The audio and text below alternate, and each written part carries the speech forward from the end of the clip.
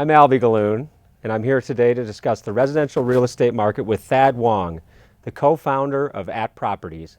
Thad, thanks for being with us today. Thanks, Albie. So 2013 was a really good year for residential real estate. What's the outlook for 2014?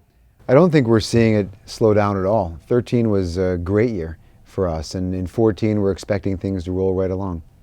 Are you at all concerned about rising interest rates? There's been a lot of talk about rates going up. Do you think that'll have much of an impact on the market? You know, it's interesting because at the bottom we were seeing people lock in rates in the low threes. Now they're locking in rates in the low to mid fours. So that's a 30% increase, and all we did was see the market rise in that interim. So I actually think as interest rates increase gradually, it kind of gets people that are on the fence off the fence back into the market. So in hindsight, when people look at back when rates have gone up, if they go up gradually over time, oftentimes it can be good for our market. What about the supply side? Now, last year, one theme was there wasn't enough inventory in certain markets, certain neighborhoods. Obviously, we're heading into the spring selling season.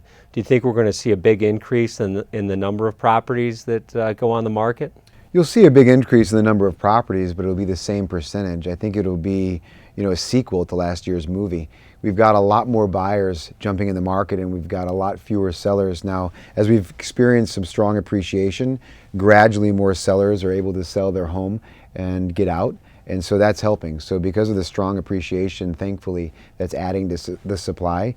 But at the same time, in the core areas with good transportation, commercial infrastructure, strong schools, we're not going to have enough homes, and that's going to yield even stronger appreciation this year.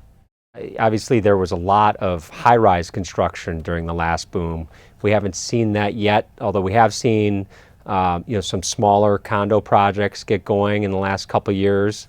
What do you think? Are we going to see a high-rise in 2014? Are the condo developers going to get going again on big projects? Yeah, they're not enormous projects, but you are going to see some good high-rise product that comes into Chicago. Now, I do think that most of it will be geared towards the high end. Most of it will be luxury, very similar to what you're seeing in New York. That's where we're seeing the greatest growth in the market, and that's where we have the biggest hole in the market in Chicago. As far as entry-level new construction, I'm not sure. It's possible, but you are seeing more sites get evaluated as condominiums as opposed to rental.